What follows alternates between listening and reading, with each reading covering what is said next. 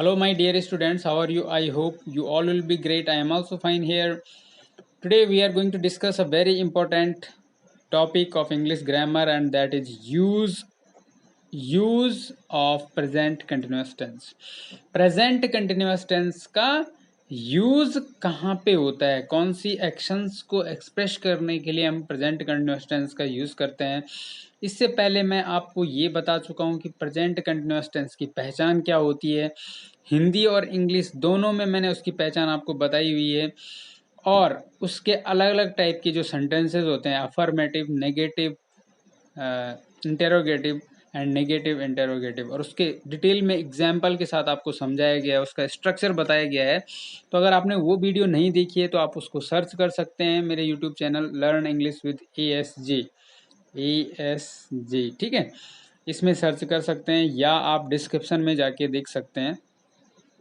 तो चलो आज की वीडियो शुरू करते हैं। आज हम केवल यूज़ के बारे में पढ़ेंगे कि प्रेजेंट कंटिन्यूअस टेंस का यूज़ किन सिचुएशन में किया जाता है, किन एक्शंस को एक्सप्रेस करने के लिए किया जाता है। जनरली इसका जो अफर्मेटिव सेंटेंस होता है उसका एक स्ट्रक्चर मैंने आपको एक रिकैप के लिए यहाँ पे दिया हुआ है। सब्जेक्ट होगा, उसके बाद इज एम आर होता है इसमें, और मेन वर्ब में ING होता है, और ऑब्जेक्ट होता है। ये स्ट्रक्चर है, ये पहचान है इंग्लिश में, और हिंदी में है रहा है, रही है, रहे हैं, ये आप जानते हैं। ठीक है, रहा है, रही है, रहे हैं। ठीक है, ये मैंने दूसरी वीडियो में आपको समझा रखा है। आज हम यूज़ की बात करेंगे, डिटेल में समझेंगे कि यूज़ कहाँ पे होता है प्रेजेंट कंटिन्यूअस टेंस का। जो फर्स्ट रूल है यूज़ करने का इसका, वो है, जो फर्स्ट रूल है वो है to express temporary actions in the present. वर्तमान के अस्थायी कार्यों को व्यक्त करने के लिए, वर्तमान मतलब अभी, अभी अगर आप कोई टेम्पररी एक्शन कर रहे हैं तो उसको एक्सप्रेस करने के लिए आपको प्रेजेंट कंटिन्यूअस टेंस का यूज करना होता है। जैसे I am going to school, मैं स्कूल जा रहा हूँ, तो ये क्या है, एक अस्थायी कार्य है। ऐसा तो है नहीं कि आप हर समय जाते हैं, ठीक है ना, टेम्पररी एक्शन है, वर्तमान में हो रहा है लेकिन टेम्पररी है। आप जब स्कूल पहुंच जाओगे तो तब आप ये नहीं बोल सकते कि I am going to school. ठीक है, तो ये है, परमानेंट एक्शन नहीं है। टेम्पररी एक्शन को एक्सप्रेस करने के लिए प्रेजेंट टेंस, प्रेजेंट का, मैं जैसे ये एग्जाम्पल से समझने की कोशिश करते हैं। मैं एक किराए के घर में रह रहा हूँ, देखो लास्ट में रहा है, रही है, रहे हैं में से एक आता है। ठीक है, लेकिन इसका स्ट्रक्चर मैंने आपको बता दिया है। लेकिन देखो ये जो एक्शन है, ये जो रहने का काम है, ये टेम्पररी। किराए के घर में आप हमेशा नहीं रहते हैं, टेम्पररी तौर पे ही रहते हैं। उसको आप चेंज भी कर सकते हैं अगर आपको पसंद नहीं आ रहा है। ठीक है, तो एक प्रेजेंट टाइम में अगर कोई एक्शन टेम्पररी है, टेम्पररी एक्शन है, तो उसको एक्सप्रेस करने के लिए प्रेजेंट कंटिन्यूअस टेंस का यूज होता है कि रह रहा हूँ। तो आई, अब देखो आई के साथ क्या आता है, ये भी मैंने आपको इज एम आर का यूज भी उस वीडियो में बता रखा है। ठीक है, तो I am living, main verb में ING हो गया, सब्जेक्ट के बाद एम आ गया, वर्ब, हेल्पिंग वर्ब। ठीक है, इन अ रेंटेड हाउस, रेंटेड हाउस मतलब किराए के घर में। ठीक है, तो मैं एक किराए के घर में रह रहा हूँ, ये एक टेम्पररी एक्शन है, परमानेंट नहीं रह रहा हूँ। ठीक है, दूसरा एग्जाम्पल है राधा चाय बना रही है, ये भी टेम्पररी एक्शन है। ऐसा तो है नहीं कि वो दिन भर चाय बनाती रहेगी या हमें हर समय चाय बनाती रहेगी, टेम्पररी एक्शन है। ठीक है, जल्दी समाप्त हो जाएगा।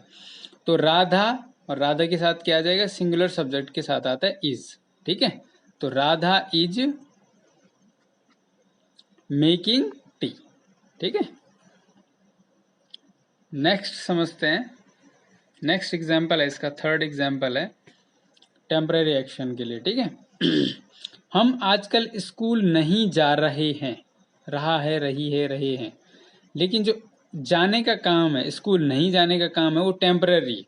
ऐसा नहीं कि हमने परमानेंटली स्कूल नहीं छोड़ा है। उनका कहने का मतलब है आजकल कोई दिक्कत हो रही है, बीमार है, या कोई आजकल लॉकडाउन चल रहा है, स्कूल बंद है, इसलिए हम स्कूल नहीं जा रहे। इसका मतलब ये नहीं कि कभी नहीं जाएंगे।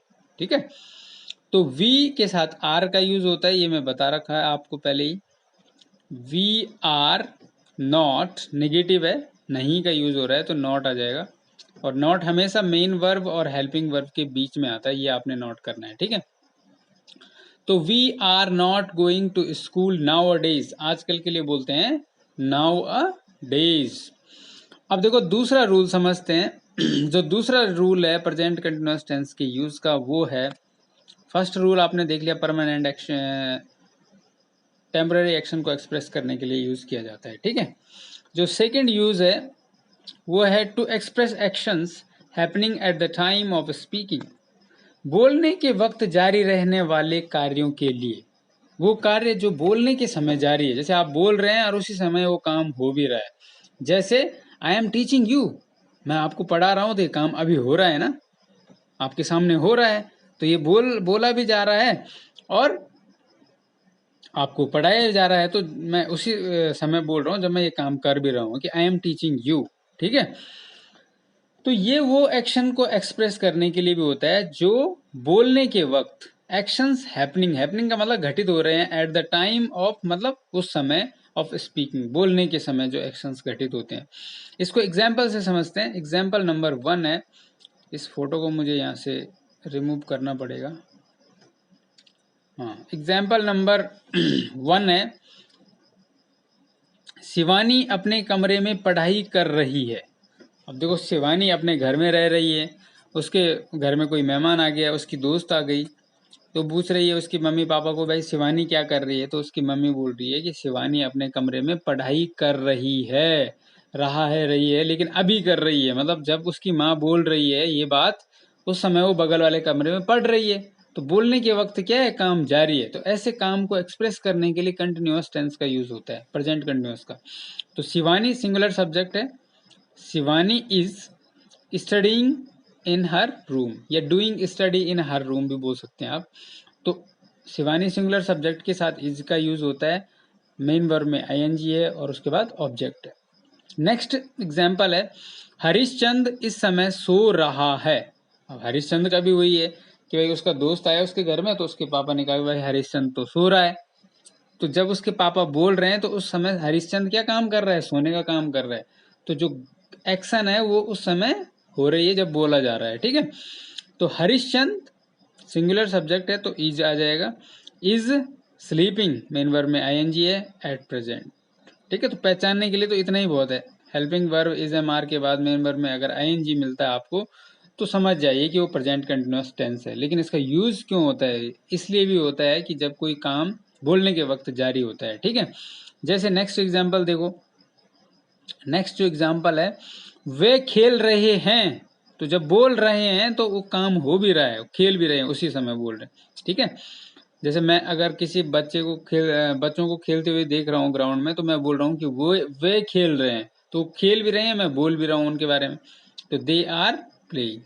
तो जो काम जो है बोलते वक्त जारी है उसके लिए प्रेजेंट कंटिन्यूअस टेंस का यूज होता है, दे आर प्लेइंग। नेक्स्ट समझते हैं। और एक और रिक्वेस्ट है आपसे कि अगर आपने अभी तक चैनल को सब्सक्राइब नहीं किया है तो आप नीचे जो रेड बटन है उसको दबा के इसको सब्सक्राइब करिए और वीडियो को लाइक जरूर करिए और इसको शेयर भी करिए अपने दोस्तों से, ठीक है। अब देखते हैं इसका नेक्स्ट यूज। इसमें एक नॉट लिखा हुआ है मैंने, ये बहुत इंपॉर्टेंट आपके लिए। नॉट ये है कि कहीं कहीं पे क्या होता है, कुछ चीज़ों का यूज प्रेजेंट टेंस में नहीं होता है लेकिन कंटिन्यूअस टेंस में हो जाता है। प्रेजेंट कंटिन्यूअस टेंस में कुछ फ्रेजेस होते हैं, तो प्रेजेंट टेंस में एट द मोमेंट ऑब्लिक है ये, और एट प्रेजेंट जैसे फ्रेजेस का प्रयोग नहीं होता है। आप ये नहीं बोल सकते हो कि I teaches I teach you at the moment, मैं आपको इस क्षण पढ़ाता हूँ।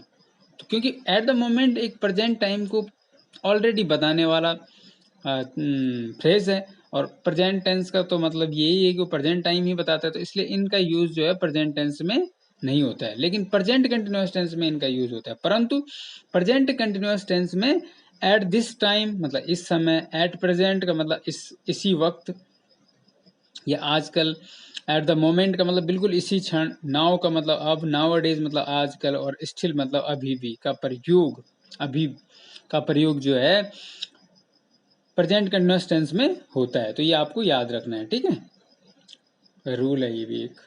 नेक्स्ट देखते हैं, और थर्ड जो यूज है प्रेजेंट कंटिन्यूअस टेंस का वो है थर्ड यूज समझते हैं हम। थर्ड यूज है actions in progress but not necessarily eight the time of speaking. उस कार्य को बताने के लिए जो प्रोग्रेस में है, प्रोग्रेस मतलब प्रगति पे है, वो काम चल रहा है, बट नॉट नेसेसरी, लेकिन नहीं है अनिवार्य रूप से, नेसेसरली का मतलब अनिवार्य रूप से eight the time of speaking, लेकिन काम तो प्रेजेंट में प्रोग्रेस में चल रहा है, लेकिन बोलने के वक्त तो जरूरी नहीं कि वो काम हो भी रहा हो। ठीक है, तो ऐसे कार्य जो बोलते वक्त जरूरी नहीं कि जारी हो, परंतु वर्तमान में वो कहीं ना कहीं जारी हैं। ठीक है, एग्जाम्पल समझते हैं। मैं इन दिनों एक पुस्तक लिख रहा हूं। देखो, आजकल लिख रहा हूं, ये वर्तमान में जारी है, लेकिन जरूरी नहीं कि जब मैं बोल रहा हूं तो उसी समय मैं लिख भी रहा हूं। ठीक है, तो एग्जाम्पल से समझते हैं। आई के साथ एम आता है। I am writing a book these days. इन दिनों मतलब दीज डेज। ठीक है, जो अगला एग्जाम्पल है वो समझते हैं। वह आजकल अंग्रेजी सीख रहा है। अब जरूरी नहीं कि जब ये बात बोली जा रही है उस समय भी वो सीख रहा है, लेकिन आजकल कहीं ना कहीं आसपास में सीख रहा है। ठीक है, जब बात बोली जा रही है तो उन्हीं दिनों के आसपास की बात है। तो he is learning English nowadays. Pakistan Bharat में आतंकवाद फैला रहा है। अब ये जरूरी नहीं कि जब हम बोल रहे हैं जिस क्षण उसी क्षण फैला रहे हैं, वो तो बहुत दिन से फैला रहा है। आजकल जो वर्तमान सिनेरियो है, करंट सिनेरियो है, उसमें फैला रहा है। तो जो बात मतलब वर्तमान में हो रही है, लेकिन जरूरी नहीं कि बोलते वक्त जारी है। ठीक है, तो पाकिस्तान यहाँ पे एस छूट गया था। ठीक है, पाकिस्तान में KISTAN, पाकिस्तान इज स्प्रेडिंग मतलब फैला रहा है, टेररिज्म मतलब आतंकवाद इन इंडिया।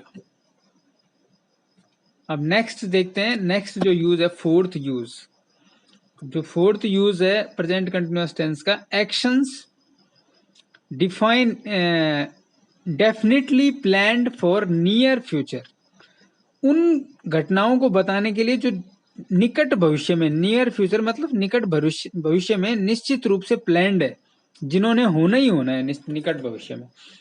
तो उन एक्शंस को एक्सप्रेस करने के लिए, to express those actions which is definitely planned, जो निश्चित रूप से प्लान्ड है मतलब जिन्होंने होना ही होना है, फॉर नियर फ्यूचर निकट भविष्य के लिए जिनको तैयार किया गया, ऐसी योजनाएं, ऐसे प्लान को एक्सप्रेस करने के लिए। निकट भविष्य के लिए निर्धारित कार्यक्रमों के लिए, जो भविष्य में कोई कार्यक्रम निकट, लेकिन ऐसा ना हो कि 10 साल बाद का हो। ठीक है, 1 महीने 2 महीने 3 महीने 1 साल 2 साल या आज कल परसों। ठीक है, तो इट एक्सप्रेसेस फ्यूचर टाइम। अब देखो, प्रेजेंट टेंस फ्यूचर टाइम के बारे में बताता है, प्रेजेंट कंटिन्यूअस जो टेंस है वो फ्यूचर टाइम के बारे में भी बताते हैं इस प्रकार के सेंटेंसेस में। उदाहरण से समझिए, प्रधानमंत्री जी कल उत्तराखंड आ रहे हैं, लेकिन कल आ रहे हैं ना, आज तो नहीं आ रहे। फ्यूचर टाइम की बात हो रही है, लेकिन टेंस कौन सा है? Present continuous tense. तो the prime minister is arriving Uttarakhand tomorrow. तो ये क्या है? उनका एक फिक्स डेफिनेटली प्लान्ड प्रोग्राम होता है। जो भी प्राइम मिनिस्टर होता है उनका एक प्रोटोकॉल होता है, उसके तहत उनका कार्यक्रम जो है पहले ही निर्धारित कर दिया जाता है कि वो कब कहाँ जाएंगे। ठीक है, तो डेफिनेटली प्लान्ड प्रोग्राम एक्शन के लिए जो है, जो नियर फ्यूचर में, नियर फ्यूचर मतलब बिल्कुल कल की ही बात हो रही है। ठीक है, निकट भविष्य में जो घटने के लिए निर्धारित कार्यक्रमों के लिए जो है future continuous tense, present continuous tense का यूज होता है। अब नेक्स्ट देखते हैं।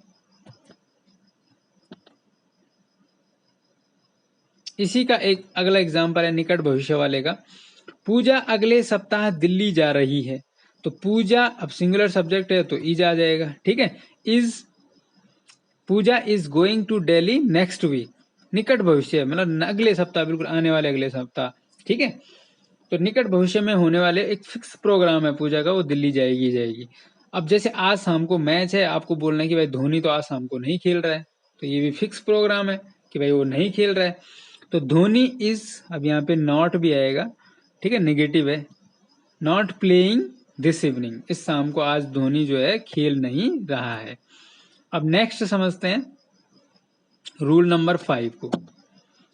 रूल नंबर 5, इस प्रकार की क्रियाओं का प्रयोग सामान्य अर्थ में प्रेजेंट कंटिन्यूअस टेंस में नहीं होता है। अब देखो ये क्रियाएं कौन सी है, ये मैं आपको नीचे बताने वाला हूं। इन क्रियाओं का प्रयोग जो है सामान्य अर्थ में, जब इनका सामान्य अर्थ जो इनका मेन अर्थ होता है उसमें इनका प्रयोग जो है प्रेजेंट कंटिन्यूअस टेंस में नहीं होता है। अगर आपने मेरी प्रेजेंट इंडेफिनिट टेंस वाली वीडियो देखी है तो उसमें मैंने आपको ये क्रियाएं ऑलरेडी समझा रखी है, फिर भी यहाँ पे बताना जरूरी है। वो कौन सी क्रियाएं हैं? नंबर 1 है वर्ब्स ऑफ परसेप्शन। परसेप्शन मतलब अनुभूति या अवबोधन, जो हमें अपने सेंसरी ऑर्गन से जो एक्सपीरियंस होता है, जिनका पता लगता है, ठीक है। जैसे सी देखना, हियर सुनना, स्मेल सुगंध फैलना, गंध फैलना, या रिकॉग्नाइज मतलब पहचानना, ठीक है। तो we see with our eyes, अगर हम ये कहेंगे कि हम अपनी आंखों से देखते हैं तो we see with our eyes, right है, सही है। लेकिन अगर आप ये कहेंगे कि we are seeing with our eyes, हम अपनी आंखों से देख रहे हैं, तो ये गलत हो जाता है, क्योंकि सी, हियर, स्मेल, रिकॉग्नाइज आदि जो वर्ब्स ऑफ परसेप्शन है मेनली यही है। ये आपको अपने कॉम्पिटिटिव एग्जाम के लिए भी ध्यान रखना है कि ये एरर में अक्सर आ जाता है, ठीक है। तो ये जो है प्रेजेंट कंटिन्यूअस टेंस नहीं बन सकता है इसका, ठीक है। इस सिंपल प्रेजेंट टेंस में ही यूज होता है। नेक्स्ट देखिए, नेक्स्ट अगली वर्ब कौन सी है जो प्रेजेंट कंटिन्यूअस टेंस में यूज नहीं होती है? वो है, एक तो हो गई वर्ब ऑफ परसेप्शन, दूसरी है वर्ब्स ऑफ पोसेशन, अधिकार या स्वामित्व दिखाने वाली, जैसे हैव मेरे पास है, बिलोंग संबंध रखना, पसेस मतलब अपने पास होना, ओन, ठीक है, ओन का मतलब भी पास होने के लिए होता है, एटसेट्रा। तो आई हैव अ पेन, मेरे पास एक पेन है, सही बात है, ठीक है। लेकिन I am having a pain गलत हो गया, इनका यूज जो है कंटिन्यूअस टेंस में नहीं होता है, ये मैंने आपको पहले बता दिया है। अगला है verb of appearing. Verbs of appearing, प्रतीत होना या मालूम पड़ने वाली जो वर्ब होती है, ठीक है, जैसे अपीयर है, लुक है, सीम है, एटसेट्रा, इनका यूज जो है प्रेजेंट कंटिन्यूअस टेंस में नहीं होता है। सामान्यतः जो इसका अर्थ होता है, सी मतलब प्रतीत होना, लुक मतलब दिखाई देना या प्रतीत होना, अपीयर मतलब प्रतीत होना, तो जब इनका ये मीनिंग होगा तो ये जो है बिल्कुल भी प्रेजेंट कंटिन्यूअस टेंस में यूज नहीं होगी। अगर इनका यूज प्रेजेंट कंटिन्यूअस टेंस में है तो जनरली इनके बाद कोई प्रीपोजिशन यूज होता है और वो प्रीपोजिशनल एक फ्रेज बन जाता है, उसका अलग ही अर्थ हो जाता है, ठीक है। तो अंकुश इज लुकिंग हैप्पी, तो अंकुश जो है खुश दिखाई दे रहा है, अगर आपको ये कहना तो ये गलत हो गया, ये कंटिन्यूअस टेंस में लुक का यूज नहीं होता है, ठीक है। ये वर्ब ऑफ अपीयरिंग है और इसका यूज जो है कंटिन्यूअस टेंस में नहीं होता है, तो इसका सही यूज होता है सिंपल प्रेजेंट टेंस में। तो अंकुश लुक्स हैप्पी, अंकुश खुश दिखाई देता है या दे रहा है भी अगर आपको बोलना है तो आप प्रेजेंट टेंस में ही बोलोगे इंग्लिश में, ठीक है। नेक्स्ट नेक्स्ट जो वर्ब है जिसका यूज प्रेजेंट कंटिन्यूअस टेंस में नहीं होता है और वो है वर्ब्स ऑफ इमोशंस। भावनाओं को एक्सप्रेस करने वाली, भावनाओं संबंधी जो वर्ब है उनका यूज भी प्रेजेंट कंटिन्यूअस टेंस में जनरल सेंस में नहीं होता है, जैसे हेट घृणा करना, लव प्रेम करना, डिजायर इच्छा करना, फील मतलब महसूस करना, वांट, ठीक है, विश और रिफ्यूज इनकार करना, वांट मतलब चाहना, विश मतलब कामना करना, ठीक है। आई लव माई कंट्री, मैं अपने देश से प्रेम करता हूं, सही है। तो I am loving my country ये गलत हो जाएगा, मैं अपने देश से प्रेम कर रहा हूं, ठीक है। तो ये नहीं बनता है आई लव माई कंट्री, क्योंकि ये लव जो है कौन सी वर्ब है? वर्ब ऑफ इमोशन है, ठीक है। आई हेट यू आप ये बोल सकते हैं, लेकिन आप ये नहीं बोल सकते आई एम हेटिंग यू, ठीक है। या आप बोलोगे कि I want a cup of coffee, तो आप ये नहीं बोल सकते कि I am wanting a cup of coffee, ठीक है। तो इनका यूज प्रेजेंट कंटिन्यूअस टेंस में नहीं होता है, ये आपको याद रखना है। नेक्स्ट जो वर्ब है जिसका यूज प्रेजेंट कंटिन्यूअस टेंस में नहीं होता है वो है वर्ब्स ऑफ थिंकिंग। थिंकिंग मतलब जिनमें भी हम अपने दिमाग का, मस्तिष्क का इस्तेमाल करते हैं, वो वर्ब जो है प्रेजेंट कंटिन्यूअस टेंस में यूज नहीं होती है। एग्जाम्पल है थिंक, अंडरस्टैंड, थिंक मतलब सोचना, अंडरस्टैंड मतलब समझना, बिलीव मतलब विश्वास करना, नो मतलब जानना, इमेजिन मतलब कल्पना करना, रिमेम्बर मतलब याद रखना, सपोज मतलब मान लेना, एटसेट्रा, ठीक है। तो I think you are right, मुझे लगता है कि मैं ऐसा सोचता हूं कि आप सही हैं, यू आर राइट, सही है, ठीक है। लेकिन I am thinking you are right ये गलत है, ठीक है। मैं सोच रहा हूं कि तुम गलत हो, तो ये कंटिन्यूअस टेंस में इनका यूज नहीं होता है, ये जो वर्ब्स हैं, ठीक है। अब देखिए ये एक नोट लिखा हुआ है, ये भी इंपॉर्टेंट है आपके लिए। उपरोक्त क्रियाओं वर्ब का प्रयोग प्रेजेंट कंटिन्यूअस टेंस में विशेष अर्थ के लिए होता है। जो अभी मैंने आपको इतनी सारी वर्ब बताई है जिनका यूज प्रेजेंट कंटिन्यूअस टेंस में वैसे नहीं होता है, लेकिन इनका यूज प्रेजेंट कंटिन्यूअस टेंस में विशेष अर्थ में होता है। जब इनका विशेष अर्थ होता है, जो जनरल अर्थ है वो नहीं होता है, जब उससे डिफरेंट अर्थ होता है। जैसे I am feeling better, now भी बोल सकते हैं आप, मैं अब अच्छा महसूस कर रहा हूं। तो फील के बाद जब भी एडजेक्टिव आता है, ये बेटर एडजेक्टिव है, और जब भी अगर इसके बाद फील के बाद एडजेक्टिव आएगा तो इसका कंटिन्यूअस टेंस में यूज हो सकता है। लेकिन अगर एडजेक्टिव नहीं है, कोई नाउन प्रोनाउन है या कोई और चीज है, तो इसका यूज कंटिन्यूअस टेंस में नहीं होगा। ये आपको याद रखना है, ठीक है। तो I am feeling he is a good man, मैं महसूस करता हूं कि वो एक अच्छा आदमी है, या मुझे लगता है कि वो लग रहा है कि वो एक अच्छा आदमी है, तो ये गलत है, ठीक है। कंटिन्यूअस टेंस में नहीं होगा, क्योंकि यहाँ पे इसके बाद क्या आ गया, प्रोनाउन आ गया। अगर इसके फील के बाद जो है कोई एडजेक्टिव है तो ही इसका कंटिन्यूअस टेंस में यूज होगा। She is thinking to go to her village, वो अपने गांव में जाने के बारे में सोच रही है। तो थिंकिंग टू मतलब विचार कर रही है, ठीक है। ऐसा नहीं कि उसने जो है सोच लिया है, वो केवल अभी विचार कर रही है अपने गांव के बारे में, जाने के बारे में। तो यहाँ पे इसलिए इसका यूज कंटिन्यूअस टेंस में किया गया है। और इसके बाद क्या आ रहा है, एक प्रीपोजिशन आ रहा है टू, ठीक है। ही इज लुकिंग फॉर, देखो फिर से लुक का यूज वैसे कंटिन्यूअस टेंस में नहीं होता है, लेकिन उसके बाद फॉर आ गया है, और लुक फॉर का मतलब होता है सर्च करना।